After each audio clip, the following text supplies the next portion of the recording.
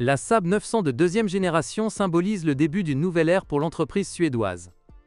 Pour la première fois dans l'histoire, une voiture de cette marque a été construite sur la plateforme de quelqu'un d'autre. Le donateur était l'Opel Vectra. Mais heureusement, les ingénieurs suédois ont réussi à préserver de nombreux développements, et la Saab 900 n'a pas perdu son individualité.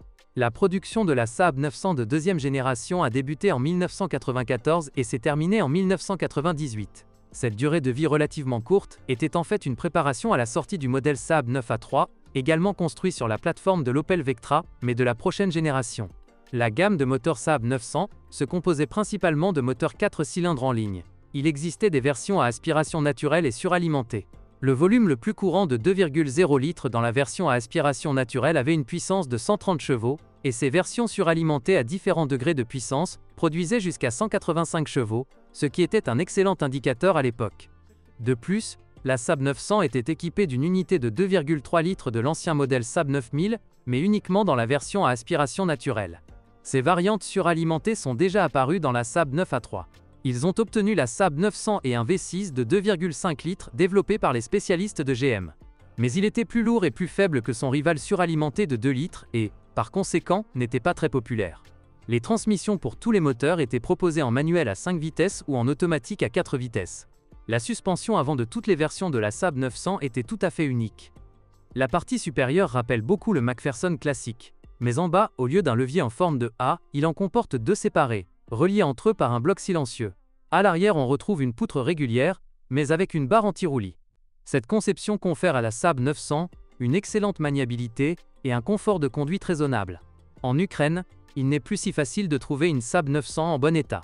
Le plus souvent, vous rencontrez soit des spécimens complètement négligés, soit des spécimens méconnaissables.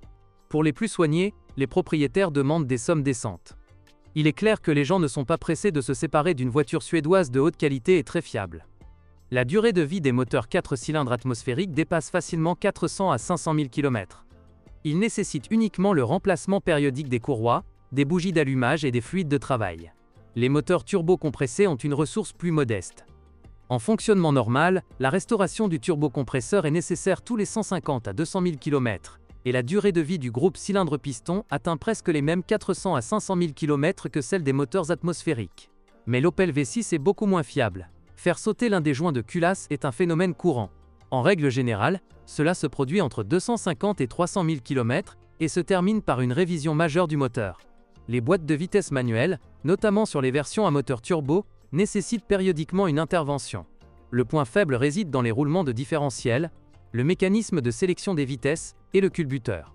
Si l'ancien propriétaire n'a pas respecté les règles d'entretien et n'a pas changé l'huile à temps, les frais de réparation sont garantis. Les voitures automatiques ne sont pas si courantes. L'état des transmissions automatiques dépend principalement de leur utilisation prudente.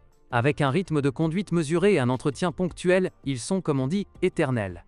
Mais si vous conduisez une vieille machine ou si vous la faites déraper violemment, sa panne est presque garantie.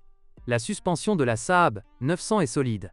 Les blocs silencieux des leviers avant durent 60 à 100 000 km. Les bras transversaux avec rotule ont une durée de vie légèrement plus longue. Les amortisseurs avant durent également environ 100 000 km. Les ressorts de suspension avant ont une durée de vie 2 fois plus longue. Les roulements de roues avant peuvent durer entre 100 et 150 000 km. Les consommables d'une durée de vie de 30 à 40 000 km ne sont que des bagues et des jambes de force stabilisatrices. La crémaillère de direction dure environ 200 000 km, après quoi elle nécessite une restauration. La suspension arrière ne nécessite le remplacement d'une paire de blocs silencieux bon marché qu'une fois tous les 150 à 200 000 km. Certes, avec une utilisation fréquente avec un coffre chargé, les ressorts de suspension arrière de la Saab 900 s'affaissent considérablement et les amortisseurs arrière tombent en panne. Le matériel électrique est généralement fiable, mais son âge honorable se fait sentir. Isolation séchée, connecteurs oxydés et fils pourris sont le fléau de toutes les voitures de cet âge. La Saab 900 de deuxième génération présente de nombreuses qualités positives. C'est une voiture fiable, charismatique, originale et dynamique. Il s'y habitue et n'épargne pas d'argent pour son entretien. Seules des circonstances très impitoyables peuvent obliger le propriétaire d'une Saab 900 à vendre sa voiture. Souvent, ces Saab sont réglés et transformés en voitures très dynamiques. Mais il y a d'autres histoires. Si l'entretien d'une vieille voiture devient une charge financière trop lourde et que le propriétaire commence à lésiner sur la voiture, la Saab 900 perd rapidement son charisme et se transforme d'abord en une voiture ordinaire, puis tombe dans un état déplorable. Acheter des exemplaires aussi négligés est une démarche désespérée. Et quiconque décide de la franchir doit comprendre que restaurer une vieille voiture est une entreprise coûteuse.